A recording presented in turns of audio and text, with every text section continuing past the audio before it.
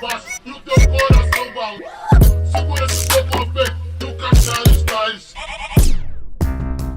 listening to Let the Beat Build, a music production podcast where I, your host, Marcelino Villalpando, interviews music producers and have them walk us through the creative process.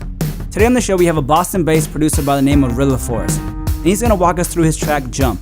His music has been featured on such blogs as Nest HQ, as well as Infinite, and he's also created his own subgenre of music, RNBDM. We'll learn more about that soon. Before we hop into the conversation, let's take a listen to some of his music.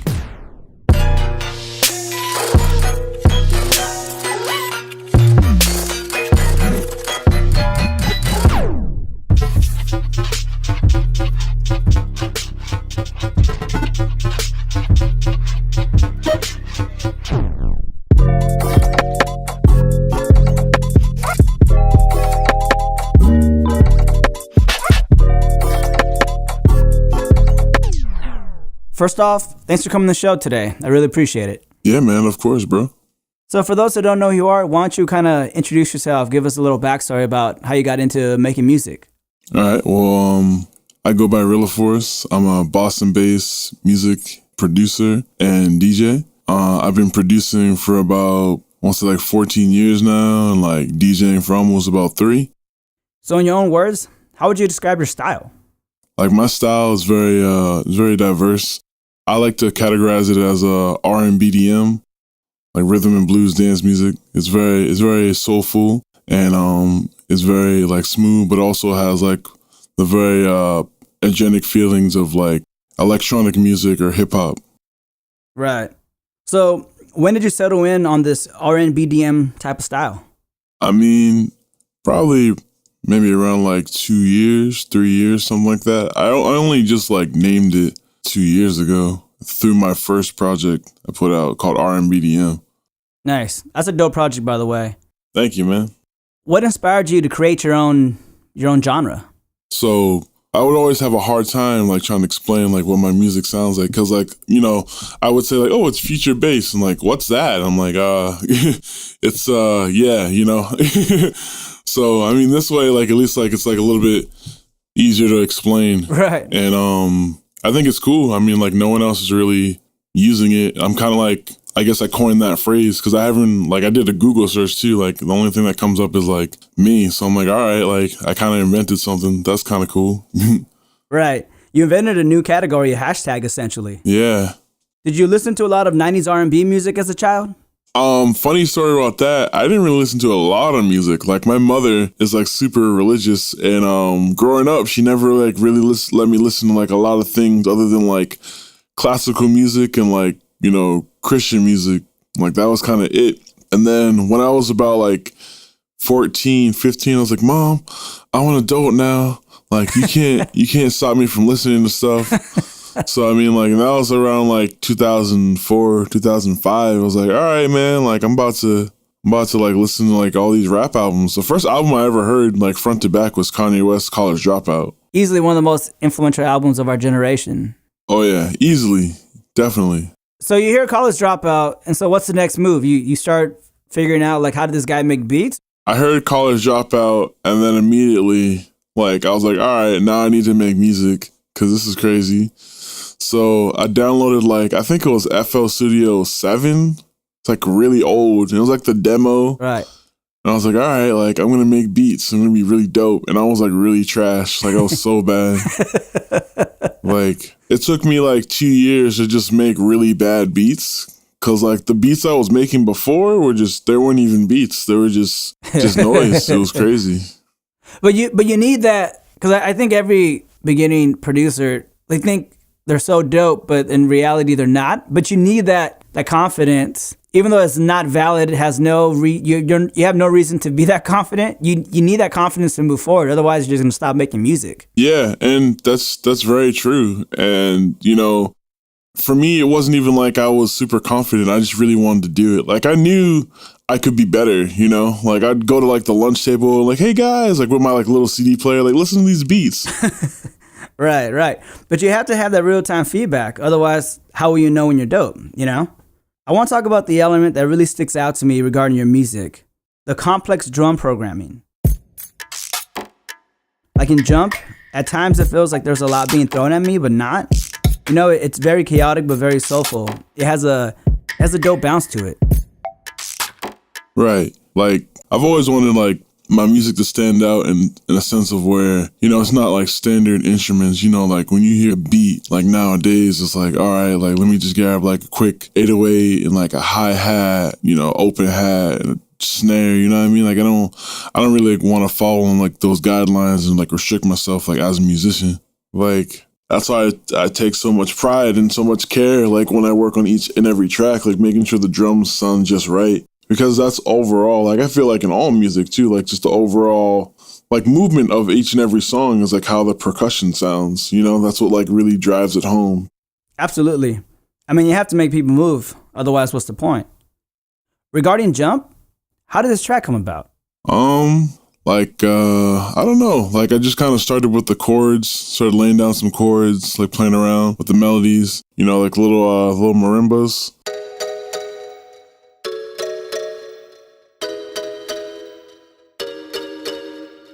I hear the melody in my head and I hear everything in my head and like I call it like thinking in 5D. It's like I just see it, like now I just need to do it. It sounded really like soft and like cute, like very like that's the word I can think of, just like very cute, like a very light and dainty sound. And I was like, all right, like I need to use this bell somehow, and then I just played those chords. But it also has like a little bounce to it at the same time because the way I played it in like the triplet kind of style. You know, it's very trancey. Like, it does sound like a lullaby, you know what I mean? After that, get the drums going. I like to start with, like, the claps or the snares, whatever. And then I'll, like, add hi-hats or, like, bells or, like, different types of, like, little, like, rim shots or just, like, little perks. Little polyrhythms in the background that kind of really gives it that swing and that bounce. After that, you know what? I gotta add something dope. O baile vem abaixo e o teu coração balança. Toco no peito e o castelo está em chamas. I just wanted to like make the track really progressive, and I thought like, you know, I don't know Portuguese like that, but like rhythmically, like what the guy was saying, and just had like this bounce and this cadence to it, where I just want to add it into the song because I felt like it would go well with like the chords I had laid down and like little like snaps and like hiccups and stuff like in the beat. And then I'll add like the kick like at the end. So once I add the kick, like it's pretty much the percussive beat is done. That just kind of like really builds the vibe of the track anyway. Give it like that bounce, like give it that real like, you know, that Rilla Force to it. And then like I'll add the bass line or like 808 or whatever. Like right after I add the kick, usually. During the beginning of each like bar, like I'll have it like bend up or down. And then kind of just like kind of elongate out a little bit. And like that's pretty much like what I do throughout the track for Jump. For the 808, just pitch bend, and I'll like have it like ride out a little bit and like have the 808 chop like with the drum. I was feeling it, I was really feeling the beat. I added the little, the vocal, and then I was like, wow, this sounds like really good. With the 808 like bending and stuff, like this sounds really, really good. I like this a lot. From there, I kind of transitioned into like the one of the first breakdowns. You know, like I brought over my friend Adrian, who's a guitar player, and Caitlin, she's a singer. Adrian just like laid down a couple like different riffs of like what you heard, and we found a good one and we like just like queued it up.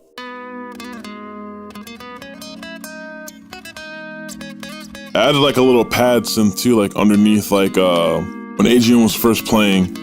Cause like I kind of stripped out like all the instruments and just had the guitar and like the pad synth in the back just playing to make it like sound like, all right, well, like there's definitely a dynamic change happening.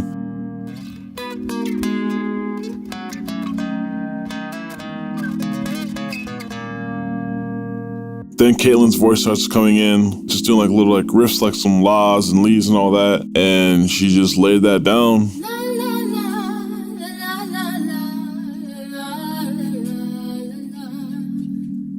And then like I had more of the drums up in the background.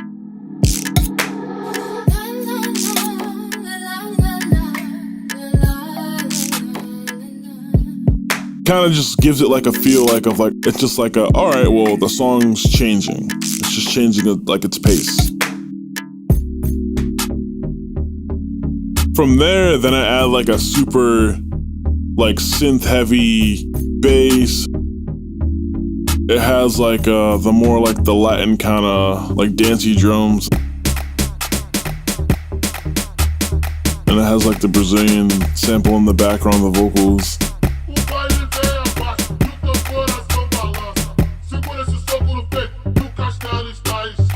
I added some synths. It's like some like almost like pulsing kind of synths. And they're really bouncing, and it makes it sound like a really like electronic track that you would dance to.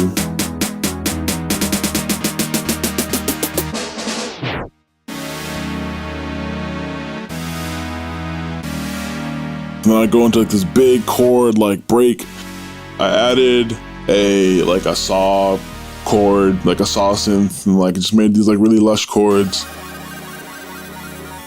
And then I added another set of like either like saw or sine wave synthesizer to like play the same kind of chords, just like but just a little bit like quieter underneath to make it sound really full and lush. And then added a little solo with a lead synth on top.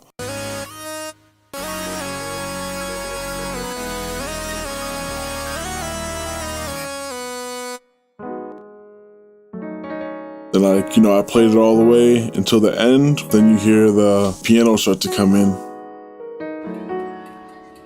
Jump, like I said it before, it's like really cutesy sounding and really fun and energetic. And like, that's what you do as children, bro. Like you just kind of jump around and you have fun and like, you're very excited and you don't know how a child is going to be. They're very unpredictable. 1 minute they're walking down the street, then they see their friend, then they're just jumping off the walls and they're just acting crazy and stuff. And that kind of represents like what my song's about, you know what I mean? Like the sporadicness and like constant change of like being youthful, you know what I mean? I think this track definitely explains the best way like what my genre of music sounds like. And then like an even balance of like what RNBDM stands for. And that's why I had it last on the album, because like I wanted to show like growth and development through every song. Like every track gets a little bit more intricate and they'll have more drops or like a second part to the track, you know? And then by the time you get to Jump, there's like 3 different drops and like 2 different breakdowns, and there's just a lot of things going on. And I think that really best describes like what my music is about, like big dynamic, key changes, and like just overall like the acronym RNBDM, like that's that sound. That's RNBDM, like Jump. That's a perfect example of it, in my opinion. Yeah, I really like the creative choice to throw the kid's sound effect under the piano. It sounds very warm. Thank you, man. It kind of reminds me of the outro to Common's album, B. You know, with his dad talking, kind of reminiscing on stuff. Right. To me, like, it sounds like the kids are just kind of like getting done with playing and shit, hanging out. And that's kind of like what it was. Like, you know, you're getting really excited, i.e. like the beginning of the track, and then you're playing and you're having fun and like all this emotion and feeling and stuff like that, and you're just happy. And then by the end of it, you're tired and you want to just go home and like relax and chill out. And like that's kind of like where that comes in with the piano and just like the kids just playing, and just that's what it was. No, I think it works really well. Quick question. Do you get that you look like T-Pain a lot? Not as much as I would like. It's funny that you mentioned T-Pain. T-Pain is like my favorite artist, like of all time. That's awesome. There is first off, you're the first person that's ever said that to me. So really, yeah, that T-Pain's your favorite artist of all time. T-Pain's a beast. I remember when autotune when he first came out, a lot of people were hating on his autotune voice, but I mean, look at everybody who does it now. Yeah, I mean, he kind of pioneered a culture like with just like an effect. Like that's crazy. Right. Like when you like really break it down to like the simplest black and white terms, like it's crazy, you know, like I really look up to T-Pain. I really want to work with him, you know, in the future and like get like some of his insight and just like see what he's about. Cause he's definitely like one of the people that I consider like, what's the word? Like an influencer, you know what I mean? Like super, super dope, super talented. So I have to ask you, where does Rilla Force come from? Because it just sounds like a superhero name. When I heard Rilla Force for the first time, I thought of like the Street Fighter Sonic Boom or the Hulk, like Hulk Smash. Like it sounds like a move, like Rilla Force. That makes any sense. No, that does. That's funny. I've never heard that, but that's great. Yeah, I mean, Rilla Force, honestly, like I came up with it from just like when I was, to put a face and I guess a description to what I look like. I'm 6'6". I'm a big guy. And yeah, that's pretty big. Yeah, I'm a tall dude, man. So when I was younger, I used to get teased a lot. So believe it or not, you know, I mean, like a lot of people make fun of me for no reason. There's one guy that called me gorilla all the time. And I'm like, that's not nice, dude. Like, why would you do that? So right. I pretty much I took that. I was like, you know, man, like I want to use that and like turn to a positive. So I took off the go and just said Rilla. And then with Force, I mean, everything I want to do, man, I want to be like an unstoppable force, like an unmovable juggernaut. You know what I mean? And just really chase my dreams and just like not anyone like stop me. So that's how I got like Rilla Force. You know what I mean? That's dope. I could see one of your cover arts being like a comic book, kind of like the Jizza Liquid Swords album cover art. Right. Like just a Rilla Force. Like you just, I don't know, just smashing fools and just killing it. Oh man, no, I might have to do that, bro. That sounds so tight. It's so interesting hearing your origin story, but the music is so like not forceful at all. Like it's the opposite. Yeah, it's really like complete gentle. Opposite. Nah, I mean, sometimes it just be like that, you know? So I have a question regarding your track, LA Bound.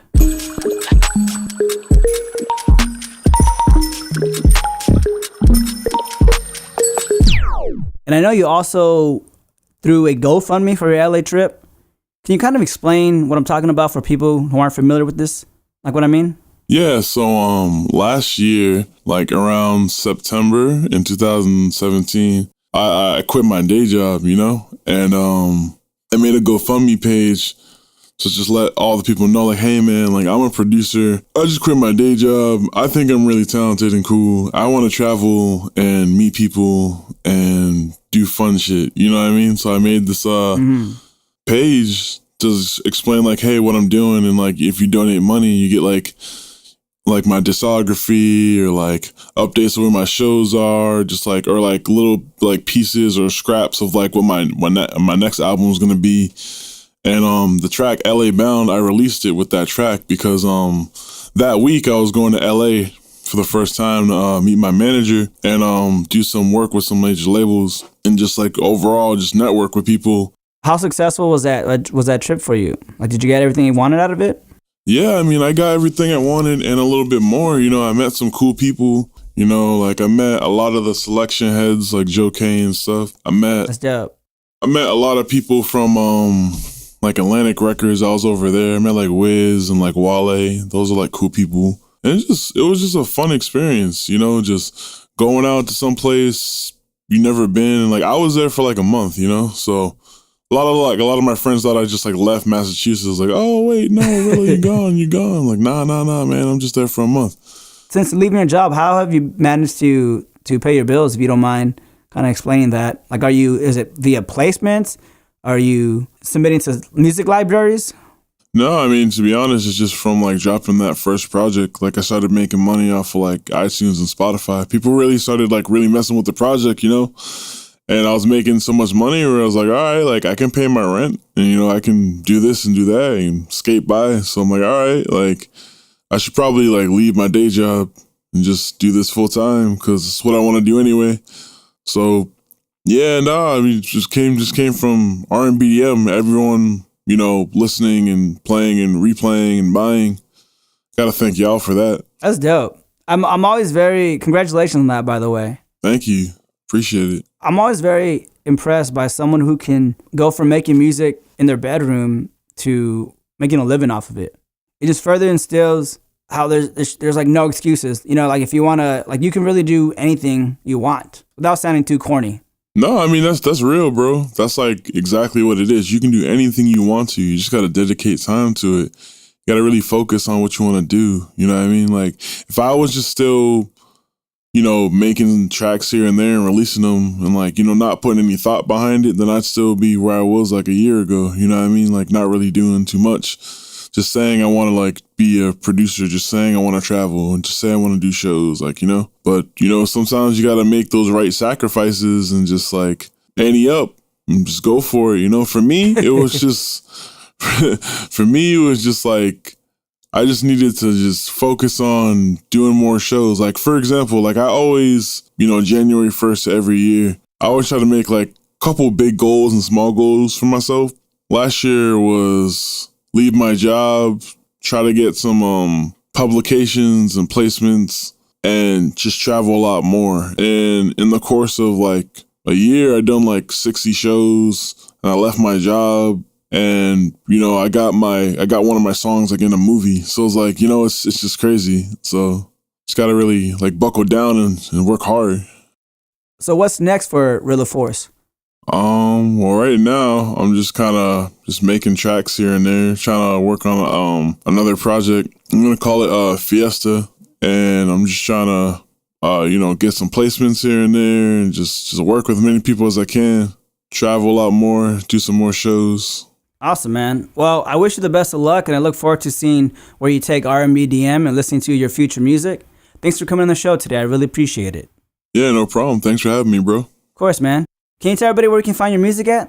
You can find my music on SoundCloud, Spotify, iTunes, honestly anywhere. You can just Google me, and I should be like the first like 5-6 pages. You know, just spell my name RILLAFORCE, Rilla Force. You know, pretty simple.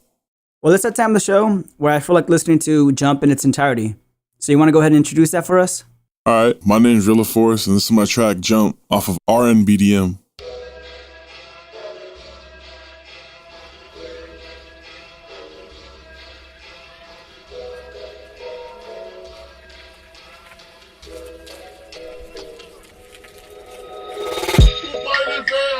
E o teu coração balança. Pouco no peito e o castelo está em chamas. A concorrência treme, sabe que quem manda a gente. Se liga que tá do outro lado, que aqui a chapa é quente. O baile vem abaixo e o teu coração balança. Segura esse pouco no peito e o castelo está em chamas. A concorrência treme, sabe que quem manda a gente. Se liga que tá do outro lado, que aqui a chapa é quente. Baixo e o teu coração balança.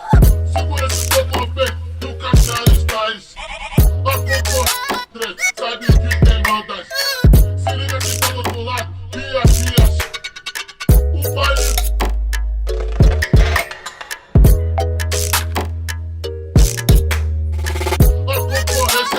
Sabe que quem manda a gente. Se liga que tá do outro lado, que aqui a chapa é quente.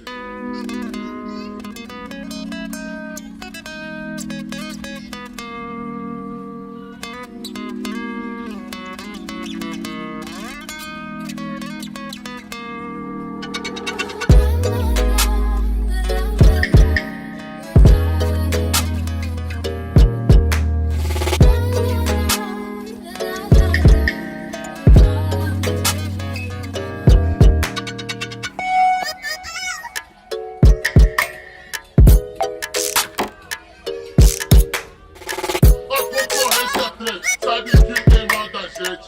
Se liga que tá do outro lado, que aqui a chapa é quente.